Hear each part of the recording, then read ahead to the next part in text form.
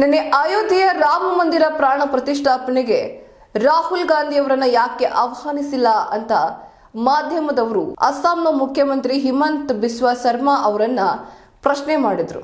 ಇದಕ್ಕೆ ಉತ್ತರಿಸಿದಂತಹ ಬಿಸ್ವಾ ಶರ್ಮಾ ಅವರು, ಇವತ್ತು ರಾಮನನ್ನ ನೆನೆಯುವಂತಹ ಪುಣ್ಯದ ದಿನ, ಇಂತಹ ಪುಣ್ಯ ಕಾಲದಲ್ಲಿ ಈ ರಾವಣನ ಹೆಸರೇನಕ್ಕೆ ಅವ್ರ ಬಗ್ಗೆ ಮಾತಾಡಬಾರ್ದು, ರಾವಣನ ಬಗ್ಗೆ ಇವತ್ತು ಮಾತನಾಡಬಾರ್ದು ಅಂತ ಪದೇ ಪದೇ ರಾಹುಲ್ ಗಾಂಧಿ ಅವರನ್ನ ರಾವಣ ಅಂತ ಉಲ್ಲೇಖಿಸಿದ್ದಾರೆ. ರಾಮಾಯಣದ ಉಲ್ಲೇಖವನ್ನ ತೆಗೆದುಕೊಂಡು ಅಲ್ಲಿ ಮಾತನ್ನ ಶುರು ಮಾಡಿದಂತಹ ಬಿಸ್ವಾ ಶರ್ಮಾ ಅವರು ತಮ್ಮ ಕೋಪವನ್ನ ಹೊರ ಹಾಕಿದ್ದಾರೆ. ಅಲ್ಲ, ಮುಖ್ಯಸ್ಥರಿಗೆ ಕೊಟ್ಟಿದ್ವಿ, ಕಾಂಗ್ರೆಸ್ನ ನಾಯಕರಿಗೆ ನಾವು ಇನ್ವಿಟೇಷನ್ ಕೊಟ್ಟಿದ್ವಿ, ಅಂದ್ರೆ ಆಹ್ವಾನವನ್ನ ಕಳಿಸಲಾಗಿತ್ತು, ಆದ್ರೆ ಅದನ್ನ ಅವ್ರು ರಿಜೆಕ್ಟ್ ಮಾಡಿದ್ದಾರೆ.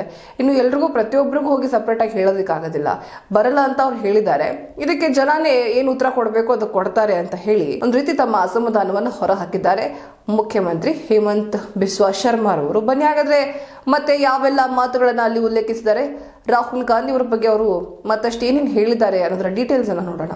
ಇಂದು ರಾವಣನ ಬಗ್ಗೆ ಯಾಕೆ ಪ್ರಶ್ನೆಗಳನ್ನ ಕೇಳ್ತೀರಿ ಎಂದು ನಾವು ರಾವಣನ ಬಗ್ಗೆ ಮಾತನಾಡಬಾರದು ಎಂದು ಅಸ್ಸಾಂನ ಮುಖ್ಯಮಂತ್ರಿ ಹಿಮಂತ್ ಬಿಸ್ವಾ ಶರ್ಮಾ ವಾಗ್ದಾಳಿ ನಡೆಸಿದ್ದಾರೆ.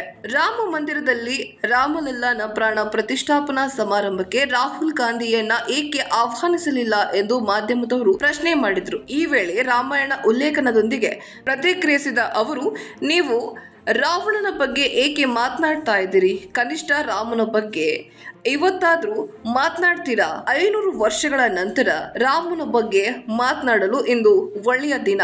ಇಂದು ನಾವು ರಾವಣನ ಬಗ್ಗೆ ಮಾತನಾಡಬಾರದು ಎಂದರು.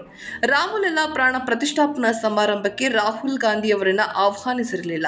ಆದರೆ ಪಕ್ಷದ ಮುಖ್ಯಸ್ಥರಾದ ಮಲ್ಲಿಕಾರ್ಜುನ್ ಖರ್ಗೆ, ಸೋನಿಯಾ ಗಾಂಧಿ ಮತ್ತು ಲೋಕಸಭೆಯ ಕಾಂಗ್ರೆಸ್ ನಾಯಕ ಅಧೀರ್ ರಂಜನ್ ಚೌಧರಿ ಅವರಿಗೆ ಆಹ್ವಾನ ಹೋಗಿದೆ. ಆದ್ರೆ ಇದು ಬಿಜೆಪಿ ಹಾಗೂ ಆರ್ಎಸ್ಎಸ್ ಕಾರ್ಯಕ್ರಮ ಅಂತ ಕಾಂಗ್ರೆಸ್ ಹೇಳಿದ್ದು ಅಯೋಧ್ಯೆಗೆ ತೆರಳಲು ನಿರಾಕರಿಸಿದೆ. ಇತ್ತ ಆಹ್ವಾನವನ್ನ ತಿರಸ್ಕರಿಸಿದ ಕಾಂಗ್ರೆಸ್ ನಾಯಕರ ನಡೆಯನ್ನ ಬಿಜೆಪಿ ಖಂಡಿಸಿದೆ. ಹೀಗೆ ನಾಯಕರನ್ನ ಹಿಂದೂ ವಿರೋಧಿಗಳು ಎಂದು ಕರೆದಿರುವ ಬಿಜೆಪಿ ಅವರಿಗೆ ಜನತೆಯಿಂದಲೇ ಶಿಕ್ಷೆಯಾಗಲಿದೆ ಎಂದು ಕಿಡಿಕಾರಿದ್ದಾರೆ.